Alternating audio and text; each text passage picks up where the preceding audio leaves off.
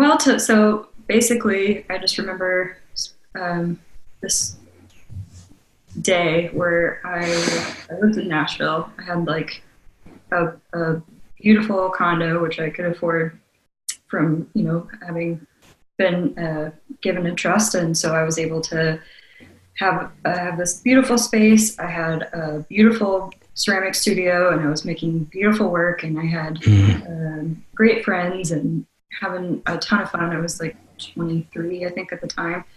And just like having the time of my life, and still just feeling like so heavy. And I remember laying on my couch and it was like 2 o'clock in the afternoon and just hating myself. And like, what's wrong with you? There's something like you have everything you could ever want and you feel like you have nothing. Welcome to the From Within podcast with Ben Osterveld. Hey guys, welcome to From Within the podcast. We have Neeley with us. Neeley Koester. How do you say your last name, Neeley, again? Koester. The O is worthless. The O is worthless. So it's Koester. Koester. This is really a great start. Neeley Koester. Neeley and I have known each other for a while. I remember when I first met Neeley, it was in California. We were doing a mastermind together, hanging out on a beach and talking about real deep stuff right away. And Neeley is a really, really interesting person. I was very excited to get her on the podcast.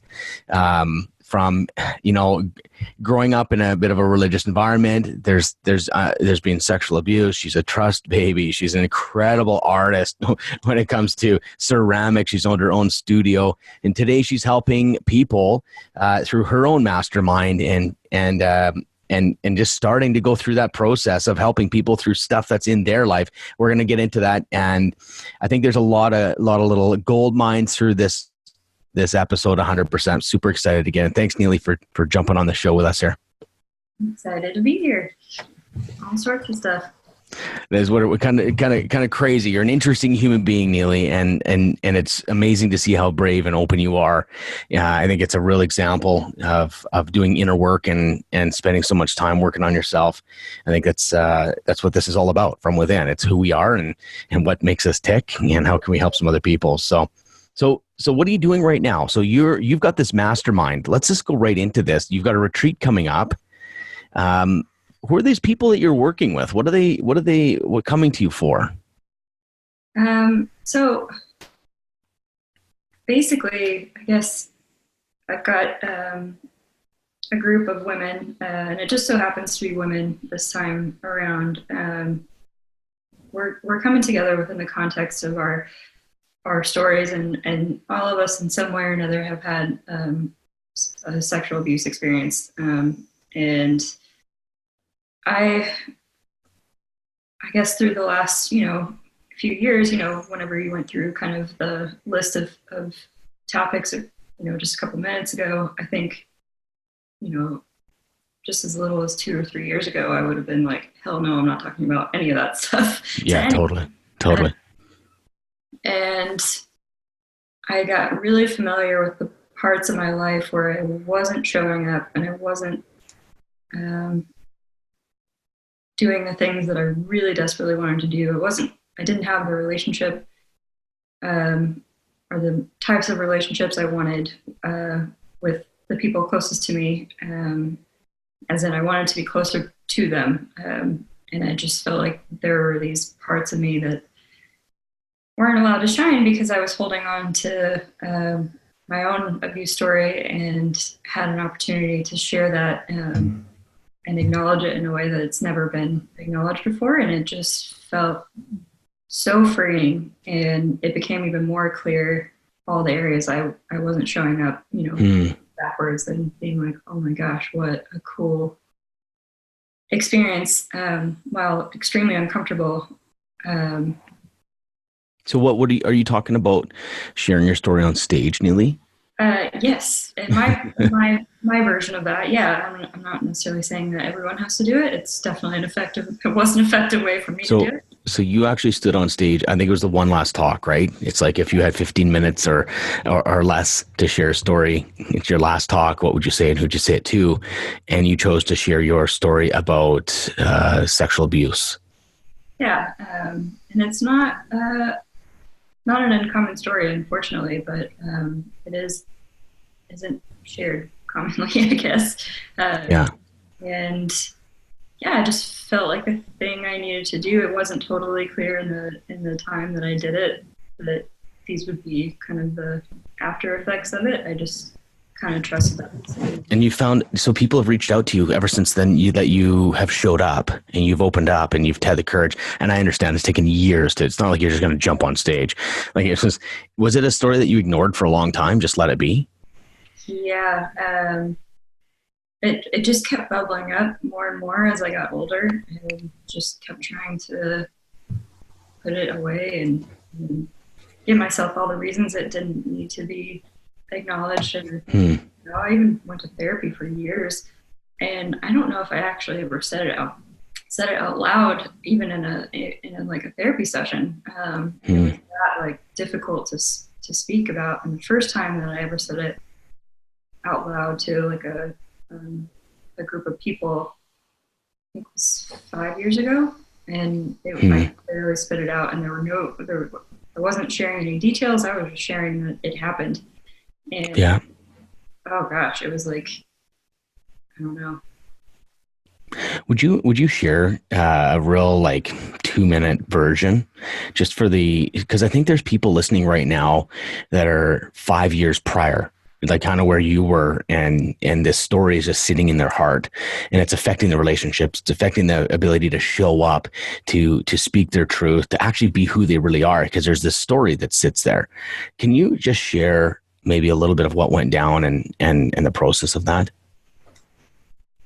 Um, so basically, I just remember this day where I lived in Nashville. I had like a beautiful condo, which I could afford from having been given a trust, and so I was able to have this beautiful space. I had a beautiful ceramic studio, and I was making beautiful work, and I had great friends and having a ton of fun. I was like 23, I think, at the time, and just like having the time of my life, and still just feeling like so heavy. And I remember laying on my couch, and it was like 2 o'clock in the afternoon, and just hating myself. I'm like, what's wrong with you? There's something, like, you have everything you could ever want, and you feel like you have nothing. And it was just kind of, no matter what I did, there was just something still missing. Like I was being held back by something, and I just couldn't reach contentment or happiness or whatever it was that I was looking for. And I just kind of got pissed off. I'm like, what the hell is this thing? And that story was far from my mind. I thought it was something external, that something else I needed, or a level of success. And yeah, then I was in a retreat experience myself, trying to figure out what was going on with me.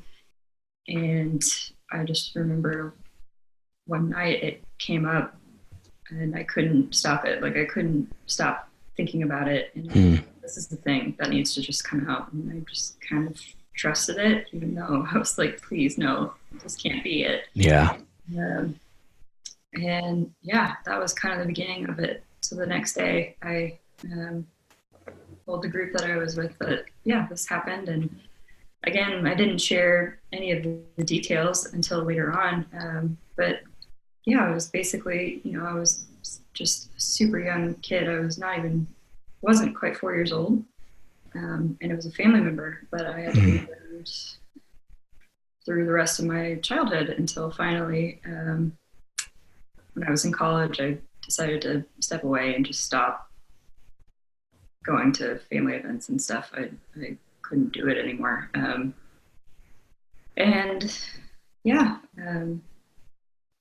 like I said, it's not a rare story, and it didn't seem like it been that significant in my life. And I think that's what a lot of people do, especially if they're like really young and say it was just like a one-off thing. Yeah. And it's really easy to dismiss, but I couldn't anymore. And yeah, having been Wow. more open with it, I can see so many areas of my life where I just couldn't show up the way I wanted to. And it's because I Yeah. was with this and kind of, you know, the stories around that, stories of needing support from, you know, a parent or friends or other family members. So it was super insidious. And Man, thank you for sharing that. I just keep thinking of the people that are hearing this, Neely, and man, there's got to be the majority of people not talking about this conversation, and I think it's really important to hit those conversations that people aren't talking about, and through empathy. Like it's like we talk about it, yes, for healing and stuff, but once you've kind of gone through a bit of that, which I think you have, it's really about this whole world is sitting there and feeling that I can't show up because I've got my own story, and maybe the family has completely like a big deal. It was just one time, and do the people did you feel like it was your fault or that you were shameful or embarrassed? Like, what was the process when you've gone through this where this became real and like the family didn't support you like in the way that you needed? What was that about? What happened?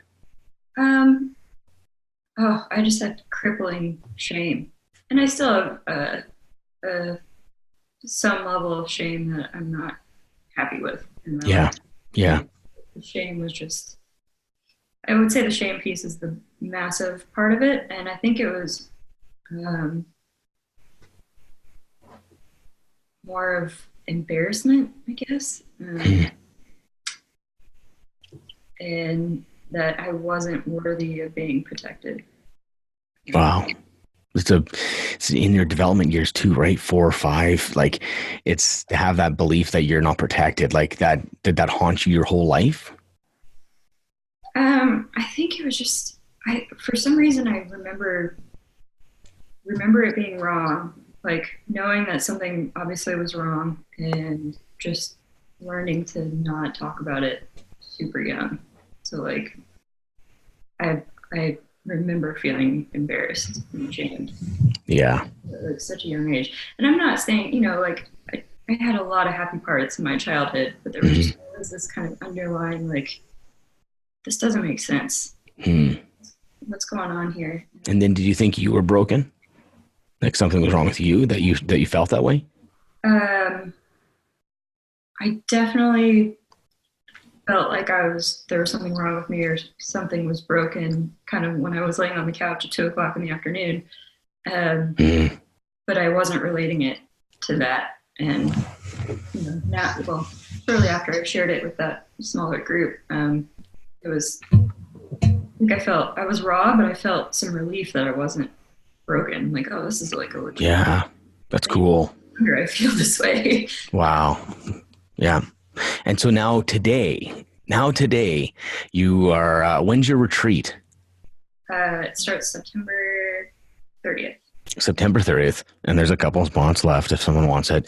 But like you're taking people to have these conversations. Like we were talking earlier about how this story holds them back. Is that kind of like your conversation? Like Yeah. what do you do with these people? So just to be totally transparent, it's still really in its early stages, and I think I think one of the biggest questions that's come up as I've been talking to these people, and not even just people in this group, but just people I've met or have heard my story, or just somehow feel comfortable talking to me about theirs, is I don't see the point in going back there. A lot of people So they're saying that I don't see the point of going back to that story. yeah, why would I Hmm. give it more energy? Why would I try to? You just want to move on. Like why dig it up? Interesting. It's yeah, it's in the past. Like let it stay in the past, and you know, until recently, I've kind of kept quiet, but now I'm getting to the point where I'm like, is it really in the past, or is it Hmm.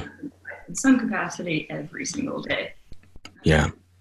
And I think a lot of people who have had that experience really struggle with the shame piece as well, and that will screw your stuff up.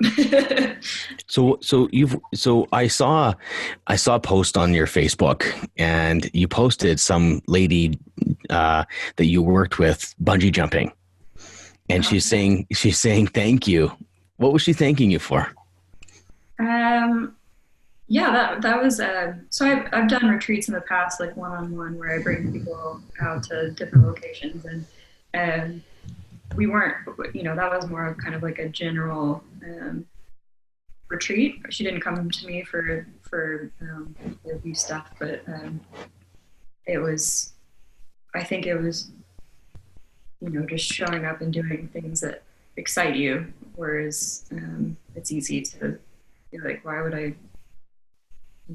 what's the point in going bungee jumping? Well, it could open up other opportunities, or it could open your mind to things that maybe you thought were ridiculous, but you have a lot of fun doing. So, You think that's just a level of self-discovery? Like it's almost like an experience that might learn something about yourself or do something outside of the normal. I actually kind of like that kind of stuff, is to change the pattern and just see what happens. We get stuck in our same old, hey? yeah. Yeah. And I lost my thought. Thank you for editing. Or not. Yeah. Keeping it real.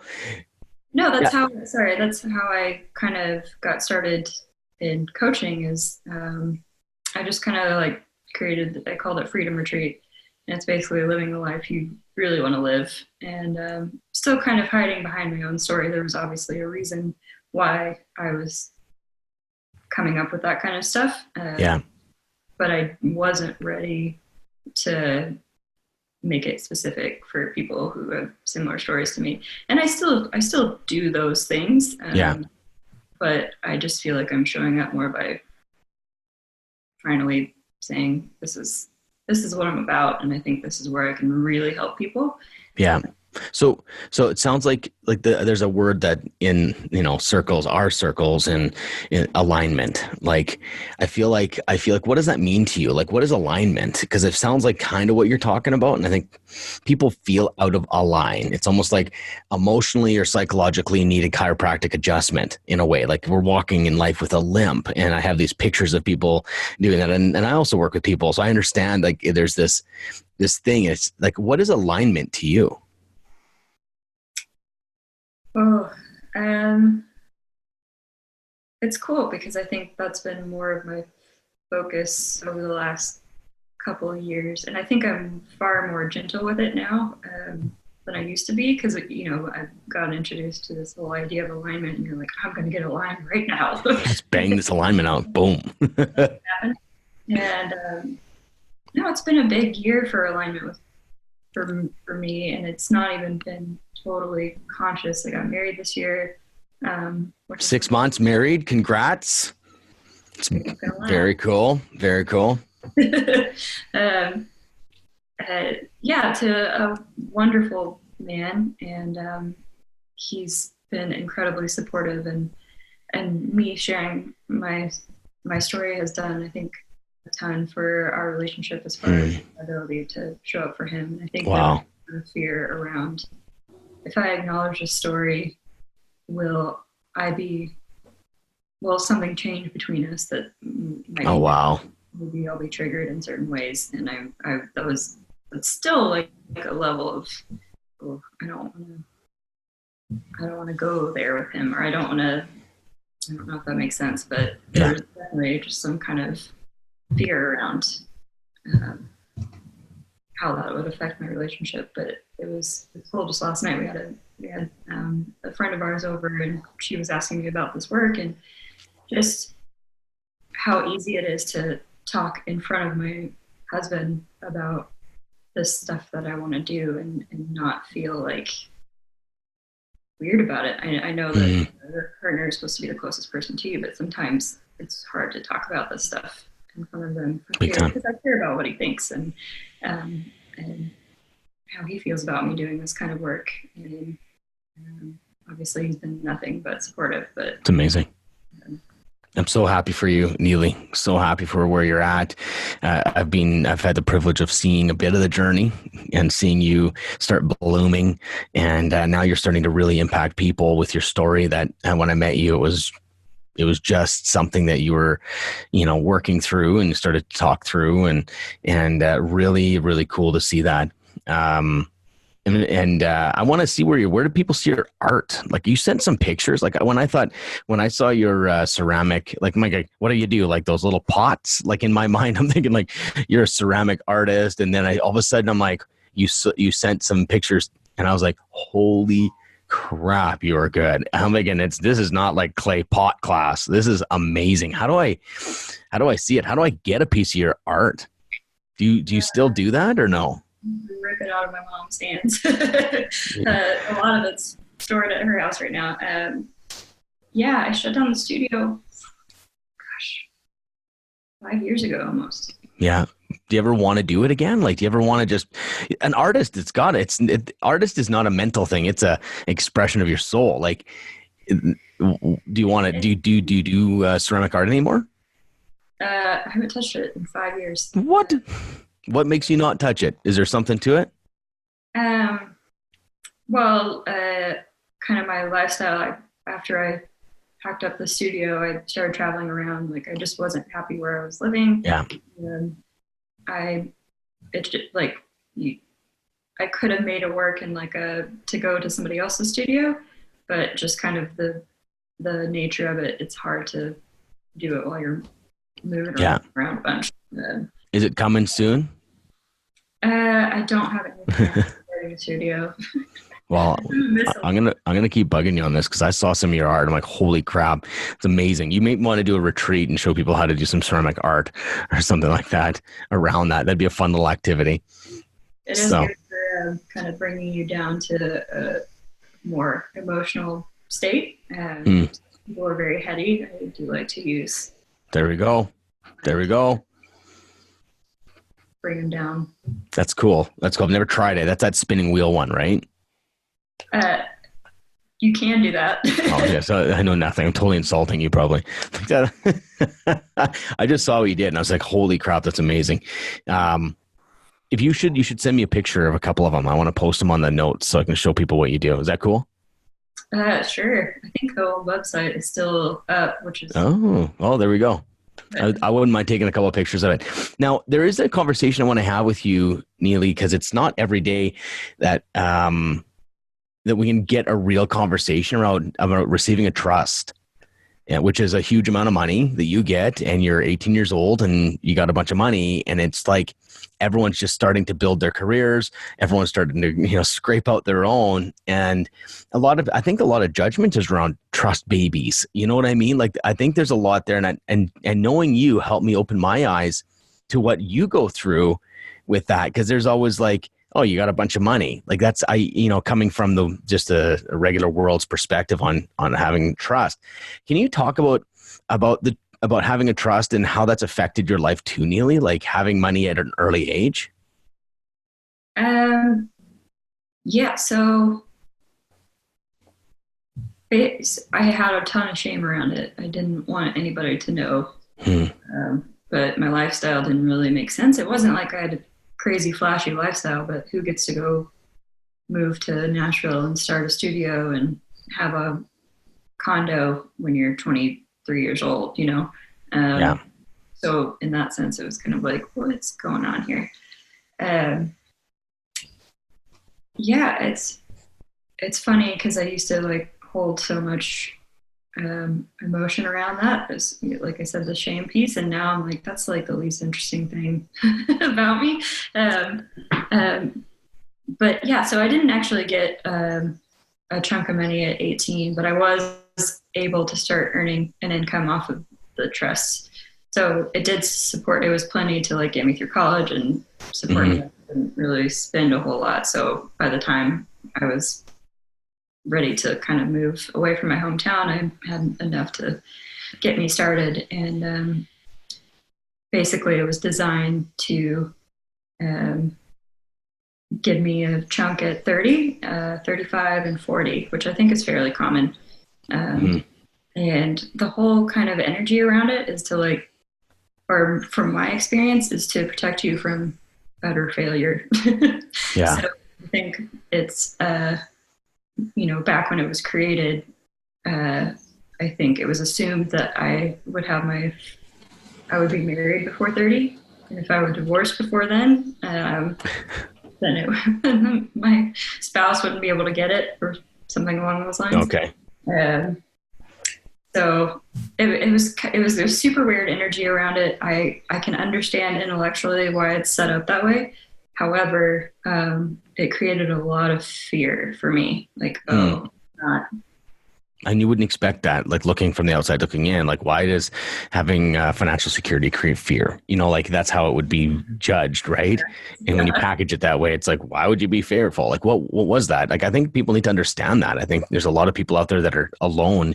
I know people personally that have a bunch of millions of dollars and they refuse to touch it. So they grind out every day, hardcore, refusing to touch the money that they've been given because they don't want to feel like they didn't earn it. Like I know guys like this, and they're trust babies that never ever nobody knows. Like they're like, I'm not touching it. Like it's like, why not? Like why? To me, I'm like, touch it, and they're like, it's not something they're gonna do. yeah. I definitely had that feeling of like I don't deserve this. I didn't earn it. I Hmm. don't understand it. I'm not like savvy enough to handle this. Well, yeah, I mean, most people aren't. So I hire people I trust to make all like to do that kind of stuff for me. Yeah. Yeah. But yeah, there was this fear around like I heard the term like money can ruin you. And I was like, what do Hmm. you mean? And where did that? So that was from your family? Yeah, Who taught you that? I think that was mostly a fear coming from my dad of like, um, I just don't want you to go off the rails, which I'm sure is, mostly what you see. Hmm. But people who don't go off the rails don't talk about not going off the rails. Yeah, So you only hear about the bad stuff. Yeah. hear about the train wreck. And so I just kind of felt like, oh, I'm a ticking time bomb. As soon as I Wow. do this stuff, I'm just going to be a monster. It's like zero trust in yourself. Yeah. And I think, you know, it wasn't just the money. It's never just about the money. I think it was just a lack of trust in myself for a variety of reasons. Yeah, for sure. But there was no indication throughout my childhood. I was a very like even keeled, good kid. So there was really no. So every time I heard like a version of that, I was like, Yeah. "What do you see? What do you see in Oh, me?" wow. And man, people can relate to that even if they're not in trust situations, like how they were raised. The parent being overprotective creates a belief system that maybe there's a reason why they're overprotective. That's fascinating to me. It's such a side residue of how to teach your kid not to trust themselves. Yeah, I don't like I said. There's so much of this that has absolutely nothing to do with money, but money kind Yeah. of. Magnifies maybe what's being taught, what's been going on. Yeah. Now I just think about, you said something really interesting, and I know me and you have a common denominator of growing up in a Protestant, pretty strict, very, very committed Protestant Christian home, right? Did you grow up in the Bible Belt down south? Is that where you grew up? Yeah, I grew up in southern Indiana, so we went to like I think we were Catholic for a bit, and Okay. Oh yeah. Okay. Catholic then. Okay. uh, we moved to like a mega church. I don't think we were Protestant. Okay. Well, it's Christian in some level, right? Yeah. And I just remember being so upset because all my friends got first communions and got to wear pretty little white dresses. So we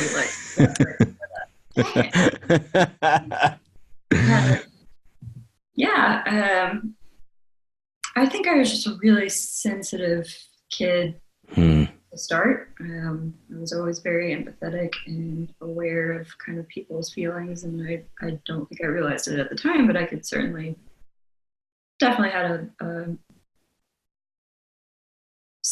yeah, I could kind of feel people's emotions Yeah. probably. Would you Would you say you're an empath if you had to categorize it? Yeah, I guess so. Yeah. I'm cautious about using that And it's becoming a thing. You know what I mean? I'm an empath. Like it's almost like every second person's an empath now. But my wife discovered that actually. I was talking to Tucker Max, and he was talking about how he had an assistant because he can be a pretty aggressive guy back in the day, and he had an assistant. Were you there when he was telling us that? Yeah, and then the assistant, he says that she was an empath, and I had no clue what that was. And I started researching. I'm like, holy crap, that's like literally my wife. My wife like feels people. So and it's a whole another level. And I could totally see you doing the same thing, Neeley. And that's how you're so intuitive. And man, do you feel people? Like I've been in rooms where we just step up and I see how you feel people.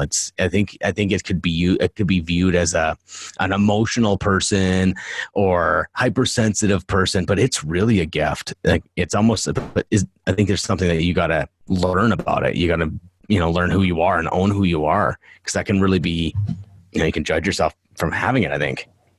Well, it's easy to kind of to not own your stuff, and use that as a way to not do it. Like, oh, I'm feeling this from you. It's like, no, that's yours, Mm. So I think that's more why I'm cautious about it, because I just for myself personally, I just kind of want to keep myself accountable for my own feelings and not project it as much as I possibly can, I guess. Yeah. But yeah, there's definitely very sensitive. So How is that serving you now today? oh, it's awesome now. I mean, I don't know if I would be able to do this kind of work if I wasn't able to tap into that. And I've learned how to do it. Even like, again, I've learned, I guess, maybe how to use it more than I did before, where I can kind of tell when it's me, and I sorry, you might have to edit this part, but yeah, I've learned a lot more about it and how to use it best to serve people, not to just like, oh, I'm getting this from you. Yeah, totally. Like, oh, I feel this from you, and you're like, that's you, not me. Yeah. So the other thing you've got coming up here in October, right? You were saying, so you're actually hosting the One Last Talk yourself. So you were a speaker at the One Last Talk, and now you're doing One Last Talk local. Where's this event going to be held? Maybe we can put a link to it as well on the show notes. That would be actually really cool, because you're actually looking for a couple speakers yet still, right? Yeah, we're filling up pretty quickly. But it's always nice to kind of just have people on the list, because I'm going to do it probably at least every 6 months or so. Amazing. And selfishly, it's been a really cool opportunity to get to know our new town in this. So you're in California, Mill Valley? Yeah. Is that where it's happening? Yeah, so downtown. Oh my goodness, that is one of my favorite places. Love Mill Valley, and I love California. Yeah, it's going to be amazing. And yeah, I guess it's a pretty intimate event. I think we've got 40 seats, and then 4 speakers who will share their one last talk. And, I'm able to kind of do it my way, in the sense of getting to sit down with people and be like, I think you should share your one last talk, and just kind of getting to do my one-on-one thing. And I've just met a lot of cool people in the last week by getting to wow. So again, yeah, I keep making it selfish, but why not? Yeah, so it's been really cool, and also kind of uncomfortable, because when you kind of start out in this work, you kind of have to reach out to people and hope for the best. And here, I don't know that many people. Interesting. So it pushes you out there. Yeah, and I think if I were doing this in a place where I had a bigger network, like say Toronto or my hometown or something along those lines, I would be relying a lot on my friends to fill seats and show up, and I think that would be I would be doing the event a disservice by. I'm excited you're doing it. It's such an amazing movement that's happening around the world, is give your one last talk, and that you're hosting it, and it's you're going to be working with people on getting their talks, and I've obviously been involved in that as well. And I found working with the speakers have been like, it's been the gift that I got. You know what I mean? You get to work with these people and they're pulling out these stories that are like unbelievable, and you get to kind of hold that space for them. I could totally see you being so good at just helping them through that process to get it. Like, it's exactly what you did without it packaged as one last talk. You've had to work through your story. So I think that's incredible. I'm super happy that, and I think anyone that wants to hear this, I think 100%. What's the dates again, Neeley? October 28th. October 28th in Mill Valley, California. Sounds like an amazing holiday to, feather that in. And so, but I got a question for you. Quick question on a couple things here. What do you dream about? Ooh,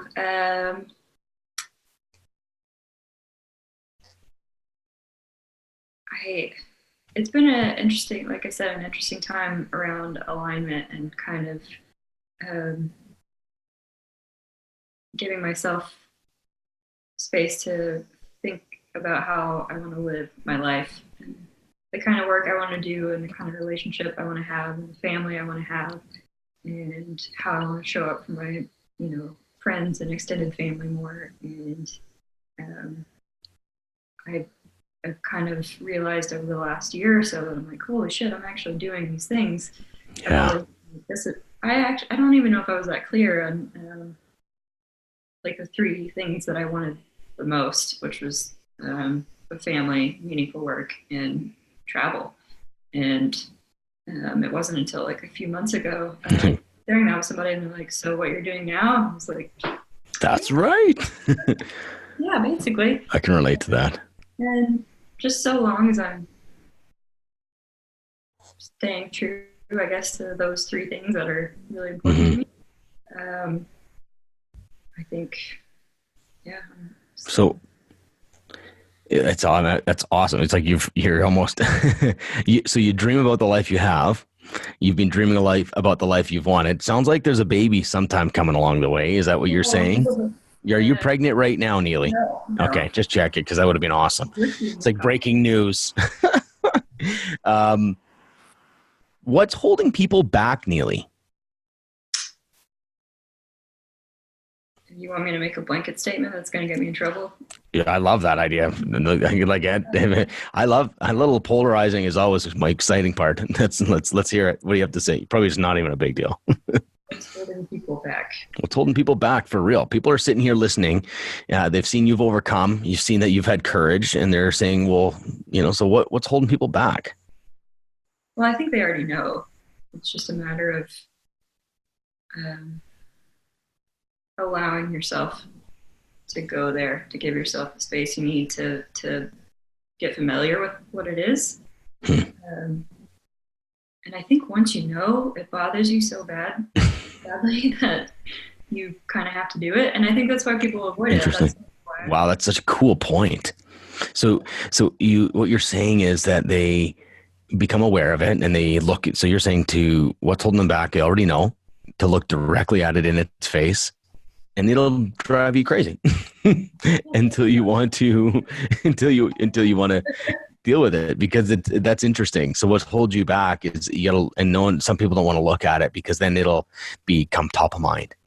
Yeah, and they'll have to do something about it. And that's kind of what we do, I guess, as coaches, is create that space for people, for them to uncover those things. And I know I probably wouldn't have looked at or figured it out or whatever it was had I not had the support of coaches and therapists and family members. And so I can't really say what it is that people need. They already know. It's just a matter of will you allow it to come to the surface. And I think once that happens, it just becomes way more painful to ignore it after that. I heard a monk or a saying. It was like, if you want to open the door to personal growth, would be the kind of the same theme, and you want to open the door to that journey, it's a journey that needs to be finished. So if you don't want to do it, don't look at Like, don't open the door to growing personally, because it's the doorway. Once you open it, you have to finish it. And that's the lifetime journey of personal growth and development and overcoming. In a weird way, someone that's completely oblivious, they're having a shitty life, but they're completely oblivious. There's a sense of dysfunctional freedom to that. But once they open, like, and it's obviously dysfunctional freedom is kind of a weird way to see it, because I see people and like they have no clue.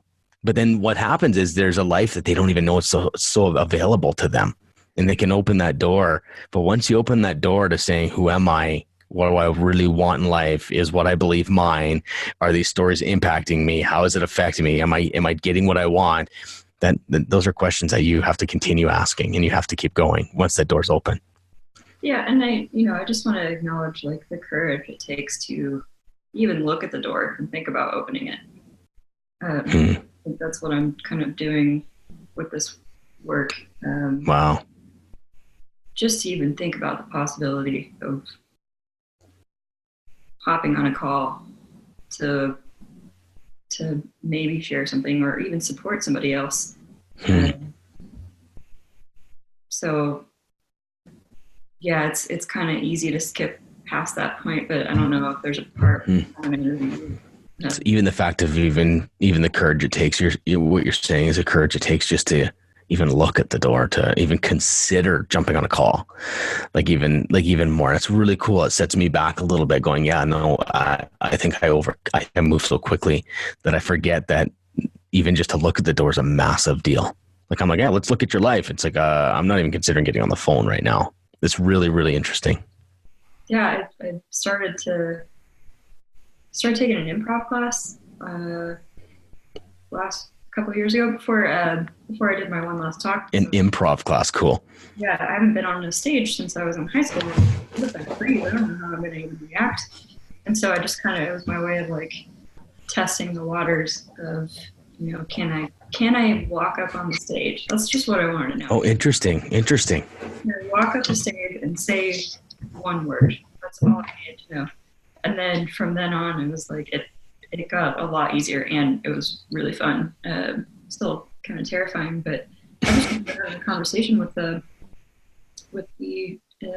of the instructors, and being like, "Gosh, it's so cool! Like how many people show up every week and just literally walk up the stage." And he's like, "What are you talking about?" I'm like, that's the most terrifying thing out of all of this. Just me waiting to be called up, and then just steps to get onto the stage to begin to talk about whatever, something goofy. And I just kind of made the comment, and they were like, yeah, that is definitely the worst part for so many people. It's like, it's not the standing on the stage with the light on you. It's, can I walk up the step? So powerful. I think it really speaks to where people are really at. The people that they see it as a massive mountain to do the big work, the deep work. But it's, so what you're saying is that it's actually even just getting up, getting your name called, stepping on that step is the mountain. Yeah, and you could argue too, like just me walking out my front door to go to the class is a big step. And I think it's really cool. I want to be conscious, and I want to be the kind of leader who shares the very, very, very beginning. And I want to get really good at that, of where it started. This was the first step, and this was like the first micro step, because I don't want to come on a podcast and be like, this is where I am now, and I can have all these great conversations with people I love and strangers, and it just feels so far away for people who, and I feel like I'm still, I'm improving and stuff, and I'm not saying I made it whatsoever. We've still got stuff to work on. But yeah, I just think it's missing in a lot of leadership, and I feel like I'd be doing a massive disservice to the people I want to help by not acknowledging just how difficult it can be to think about. It's amazing.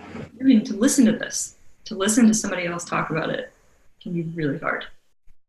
Neeley, you're totally inspiring me in my own I coach people all the time. Like it's literally like every day almost. And it's like, I think I've been missing that that point is that like I move people along. Sometimes I think I move them along too quickly. And I think that's, I'm taking that away right now. Truly, like I'm sitting here going, wow, can I learn a lot from this? And I think it's such a good point. Like, because what happens is you've come so far and then it's almost like you skip a few steps and bring them along. And I don't know 100% if they're always ready. And it's almost like to slow it down and to let them, I don't know. I have to really think about it. You've definitely given me something to think about in my own world. I really appreciate that, Neeley. Really do. Cool. Thank you.